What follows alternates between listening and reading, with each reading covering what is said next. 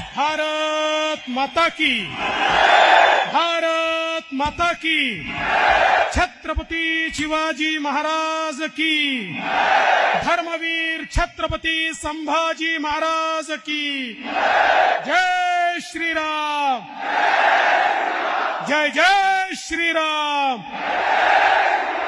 हिंदवी स्वराज्याचे सरसंस्थापक छत्रपती शिवरायांना मानाचा मुजरा करतो। भारतीय राज्यघटनेचे शिल्पकार भारतरत्न डॉक्टर बाबासाहेब आंबेडकरांना मानवंदना अर्पित करतो। मंचावर उपस्थित असलेले आपल्या महाराष्ट्राचे लोकप्रिय मुख्यमंत्री एकनाथराव शिंदेजी, रामदास आठवलेजी, चंद्रकांत दादा पाटील, हसन मुश्रीफजी, उदय सामंतजी, आपले कोल्हापूरचे लोकप्रिय उमेदवार संजय मंडलिकजी, हातकणंगलेचे लोकप्रिय उमेदवार धैर्यशील मानेजी, आपले लोकप्रिय खासदार धनंजय महाडिकजी, राजेंद्र येड्रावकरजी, आपले ज्येष्ठ आमदार विनय कोरे सावकार, प्रकाश आबिटकरजी, प्रकाश आवाडेजी, राजेश पाटीलजी, सदाभाऊ खोत, सुरेश हळवणकरजी, निवेदिताताई मानेजी, राजेश क्षीरसागरजी, अमल महाडिकजी, समरजित घाडगेजी, शौमिकाताई महाडिक, चंद्रदीप नरके, कृष्णराव पाटील, भरमू पाटील, रूपाराणी निकम आणि या ठिकाणी उपस्थित माझ्या सर्व माता भगिनी आणि बंधूंनो, 5 मिनिटात देशाचे नव्हे तर संपूर्ण जगातले सर्वाधिक लोकप्रिय नेते माननीय मोदीजी हे या ठिकाणी पोहोचतायत। बंधू भगिनींनो, ही लढाई मंडलिक विरुद्ध शाहू महाराज अशी नाही, ही लढाई माने विरुद्ध महाविकास आघाडी अशी नाही, ही लढाई मोदीजी विरुद्ध राहुल गांधी अशी लढाई आहे।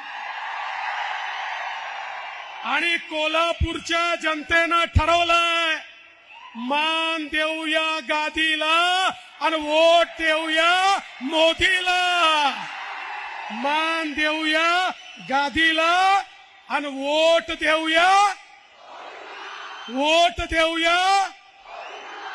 मग एक लक्षात ठेवा, आपण प्रभू श्रीरामांना मानणारे लोक आहोत।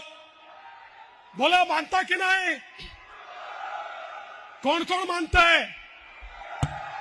मग प्रभू श्रीरामांच्या हातात काय आहे? काय आहे? त्यांच्या हातात धनुष्यबाण आहे। मुख्यमंत्र्यांच्या हातात काय आहे? मंडलिकांच्या आणि मानेंच्या हातात काय आहे? मग कोल्हापूर आणि हातकणंगलेमध्ये मोदीजींच्या हातात काय आहे? धनुष्यबाण।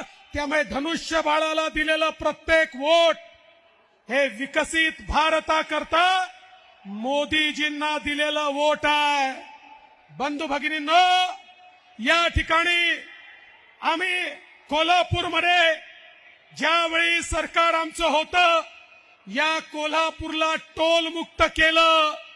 ज्यांनी टोल मुक्त केलं त्यांचे उमेदवार मंडलिक आहेत आणि ज्यांनी टोल लावला होता त्यांचे उमेदवार कोण आहेत मी सांगण्याची आवश्यकता नाही आहे। बंधू भगिनींनो, या कोल्हापूरमध्ये आणि या कोल्हापूर जिल्ह्याला ज्या प्रकारे मोदीजींच्या नेतृत्वात विकासाची कामं झाली, आताच महाडिक साहेबांनी आपल्याला सांगितलेलं आहे। आणि कोल्हापूर जिल्हा छत्रपतींच्या इतिहासातला जिल्हा आहे, हा देशभक्त लोकांचा जिल्हा आहे। हा जिल्हा खऱ्या अर्थानं देशभक्तांच्या मागे उभा राहणारा आणि भगव्याच्या मागे उभा राहणारा अशा प्रकारचा जिल्हा आहे।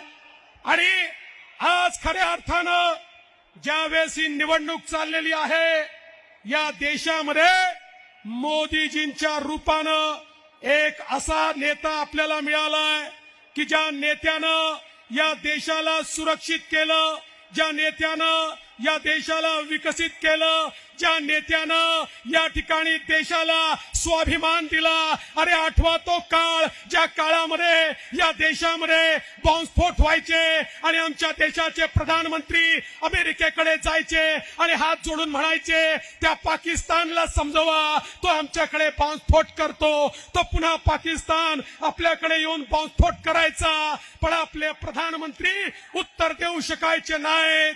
त्या पाकिस्ताननं तोच प्रयत्न केला, पण आपल्या देशाचे पंतप्रधान माननीय मोदीजींनी त्या ठिकाणी घुसून सर्जिकल स्ट्राईक केला, त्या ठिकाणी एअर स्ट्राईक केला.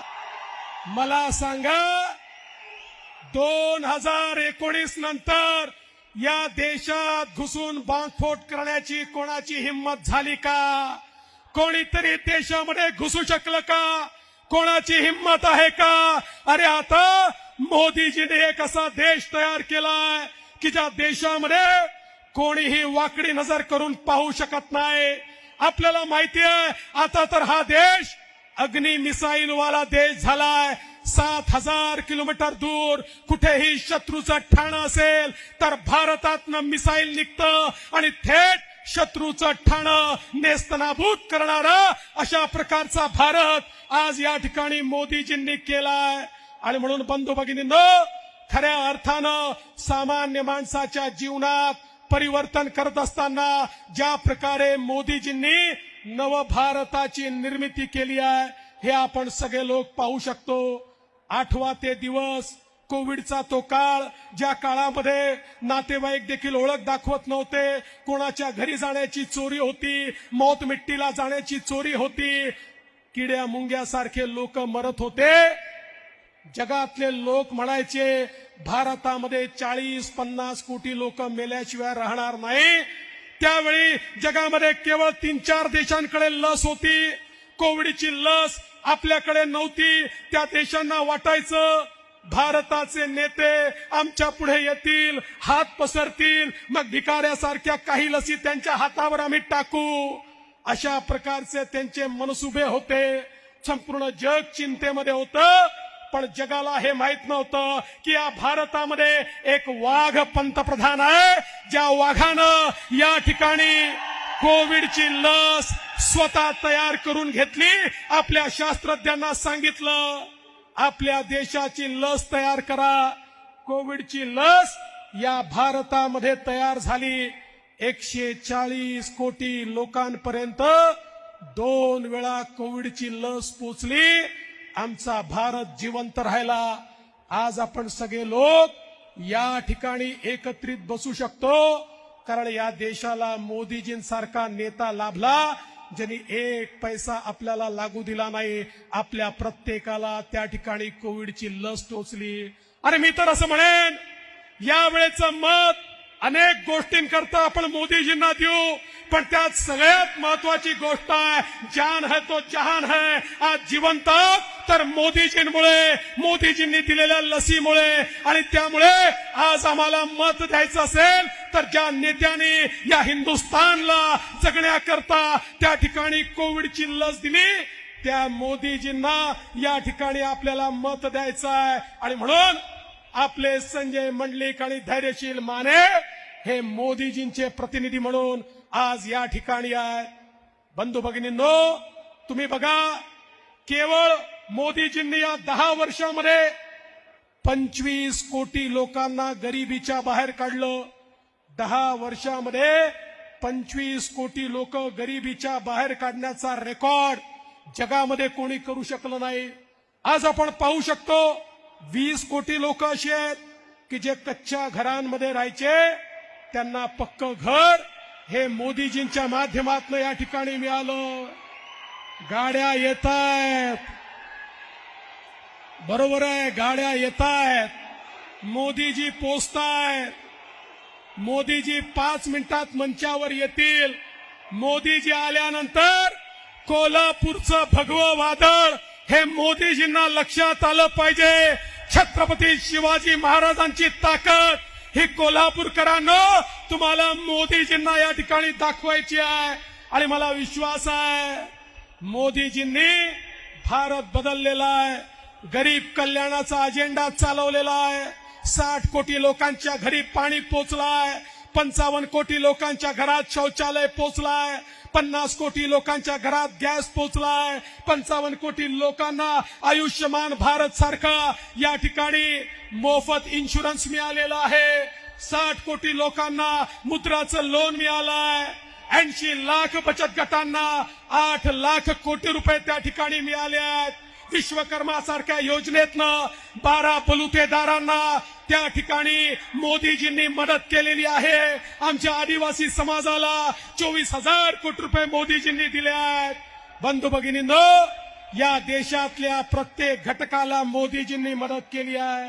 दीन दलित गोर गरीब आदिवासी शेतकरी शेतमजूर महिला अल्पसंख्याक ओबीसी मराठा समाज धनगर समाज असा एकही समाज नाही जो मोदीजींमुळे लाभान्वित नाही. आणि म्हणून आता या निवडणुकीमध्ये कोल्हापूरचा हुंकार हा दिल्लीपर्यंत पोचला पाहिजे. अबकी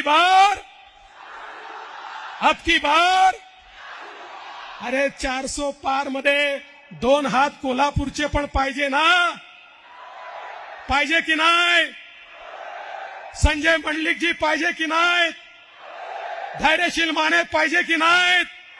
मग 2 हात ज्यावेळी प्रधानमंत्री महोदय तिसऱ्यांदा शपथ घेतील त्यावेळी आपले 2 प्रतिनिधी संजय मंडलिकजी धैर्यशील मानेजी हे त्या ठिकाणी असतील.